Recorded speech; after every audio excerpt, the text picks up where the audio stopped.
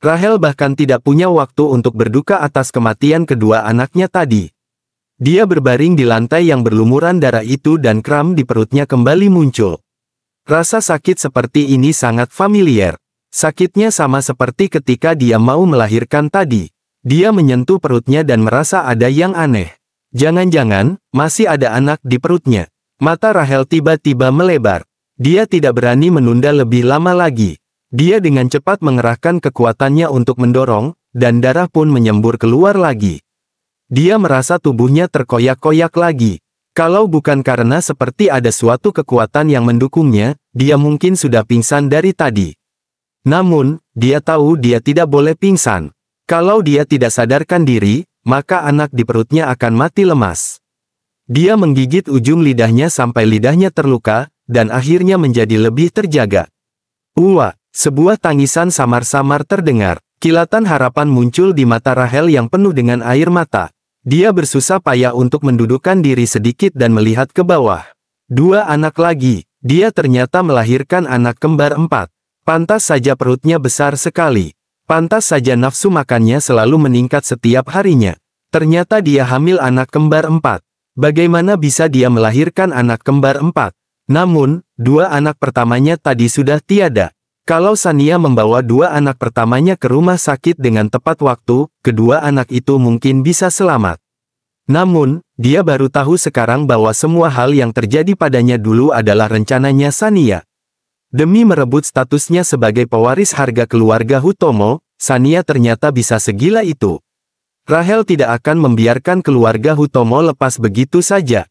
Dia menguatkan dirinya dan merangkak ke arah kedua anaknya itu. 1 laki-laki dan 1 perempuan. Kedua anaknya itu berlumuran darah, tetapi darahnya itu tidak bisa menutupi pupil mata mereka yang indah. Kedua anak ini adalah darah dagingnya. Dia akan menggunakan nyawanya untuk melindungi mereka. Rahel menggendong kedua anak itu ke dalam pelukannya. Tiba-tiba, dia merasa hawa panas di sekitar. Dia mendongak dan melihat ada api menyala di depan pintu gudang. Api itu sudah berkobar cepat ke dalam gudang, membakar celah pintu besi. Perabotan di dekat pintu juga sudah mulai terbakar. Tidak, tolong, kebakaran, tolong. Rahel menggedor pintu seperti orang gila. Tidak ada respon dari luar. Samar-samar, dia sepertinya menyadari sesuatu. Kebakaran ini disengaja. Sania secara tidak langsung telah membunuh anak-anaknya, dan sekarang wanita itu ingin membakarnya hidup-hidup. Karena, sebagian besar saham Hutomo Group masih ada di tangannya. Selama dia masih hidup, dia akan selalu menjadi pemegang saham terbesar Hutomo Group, sehingga posisi Sania sebagai pewaris tidak aman. Karena itulah, dia harus mati.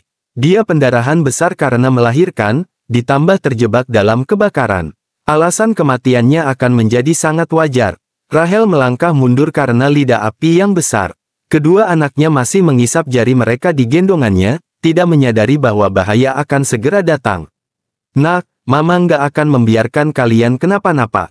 Dia menyipitkan matanya, lalu menoleh ke arah jendela setinggi 2 meter.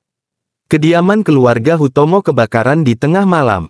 Apinya sangat besar. Ada banyak barang yang mudah terbakar di dalam gudang, sehingga ketika angin bertiup, apinya menyebar dengan cepat. Meskipun mereka segera memanggil mobil pemadam kebakaran, apinya terlalu besar, sehingga seluruh villa itu terbakar. Barang-barang senilai miliaran juta juga hangus terbakar. Apinya baru padam di subuh hari. Pelayan datang melapor, "Pak, tempat kejadian sudah dibersihkan." Petugas pemadam kebakaran bilang ada orang yang sengaja menyebabkan kebakaran ini. Petik 2. Kepala keluarga dari keluarga Hutomo, Sandi Hutomo, memukul meja, sengaja. Siapa yang berani membakar rumah keluarga Hutomo? Besar sekali nyalinya. Cepat selidiki siapa orang itu. Sania yang berada di samping mengejapkan matanya karena kaget. Dia berkata dengan lembut, "Pak, ini bukan saatnya untuk mencari pelakunya. Cepat suruh mereka cek apa ada orang yang terluka. Di rumah ini ada puluhan orang, jangan-jangan ada orang yang ikut terbakar." Pelayan menggelengkan kepalanya, apinya berasal dari gudang. Di sana nggak ada orang, jadi nggak ada korban. Apa? Tidak ada korban? Sania terbelalak kaget. Wanita itu jelas-jelas hidup di gudang, dan pintunya sudah dia kunci. Api tadi seharusnya membakarnya sampai mati. Kenapa tidak ada korban? Kalau Rahel berhasil kabur, maka semua rencananya akan kacau. Dia mengambil napas dalam-dalam dan berkata perlahan, "Pak, Kak Rahel dikurung di gudang. Dia tiba-tiba mau melahirkan semalam dan memohon padaku untuk mengantarnya ke rumah sakit. Aku nggak mau. Apa jangan-jangan Kak Rahel yang sengaja menyebabkan kebakaran ini karena dia kesal?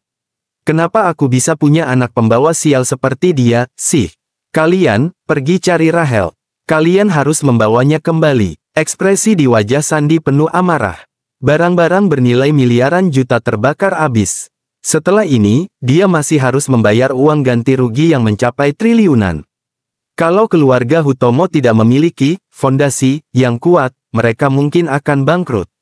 Pada saat ini, seorang pelayan tiba-tiba datang melapor, "Pak, ada satu mayat wanita ditemukan di danau yang jaraknya 1 kilometer dari kediaman keluarga Hutomo.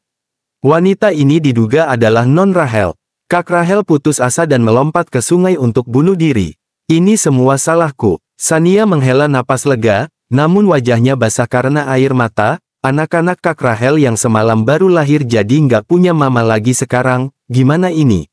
Sandy sama sekali tidak sedih atas kematian putrinya. Wajahnya penuh amarah dan ketidaksabaran. Untuk apa kita merawat dua anak haram itu? Cari saja panti asuhan dan antar ke sana, supaya nggak menyusahkan papa. "Pa, dua anak itu mirip sekali dengan Ronald Tanjaya," ujar Sania perlahan. Pria yang tidur dengan Kak Rahel 8 bulan lalu kemungkinan adalah kepala keluarga dari keluarga Tanjaya, Ronald Tanjaya. Sandy Hutomo berkata dengan tidak percaya, "Ronald Tanjaya. Keluarga Tanjaya adalah keluarga yang berada di puncak piramida sosial di Suwanda. Keluarga Hutomo hanya bisa mendongak melihat mereka dari bawah.